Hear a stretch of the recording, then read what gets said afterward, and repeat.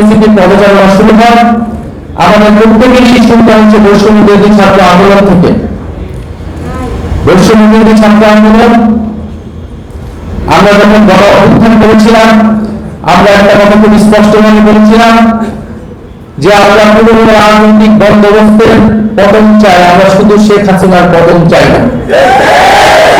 আমরা তো শেখ হাসিনা সরকারের পতন অবশ্যই চাই, পাশাপাশি আমরা রাষ্ট্র সংস্কার করতে চাই এবং একটা বন্দোবস্ত প্রতিষ্ঠা করতে চাই যেখানে বারবার বাংলাদেশকে স্বৈরতন্ত্রের কবলে পড়তে হবে না, বাংলাদেশকে বারবার বাংলাদেশের ছাত্রজনকে রাজপথে এসে জীবন দিতে হবে না।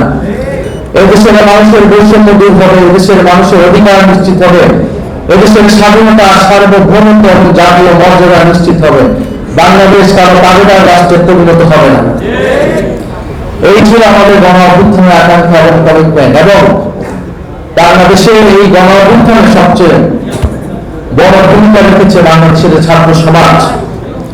বাংলাদেশের এই জাতীয় ইতিহাস থেকে আমরা দেখি, বাংলাদেশ বারবার যখন সংকটে পৌঁছে, বাংলাদেশের মানুষের পক্ষে, রাষ্ট্রের পক্ষে সে দাঁড়িয়ে রয়েছে কারা? ছাত্ররা, বিশ্ববিদ্যালয়ের ছাত্ররা, স্কুল কলেজ মাদ্রাসার ছাত্ররা। কিন্তু বাংলার ছাত্রদের সাথে প্রতারণা করা হয়েছে। আমরা 90-এর গণ অভ্যুত্থানে দেখেছি, 90-এর গণ অভ্যুত্থানে কিন্তু ছাত্ররা সম্মুখ সারিতে থেকে স্বৈরাচারের পতন ঘটিয়েছিল।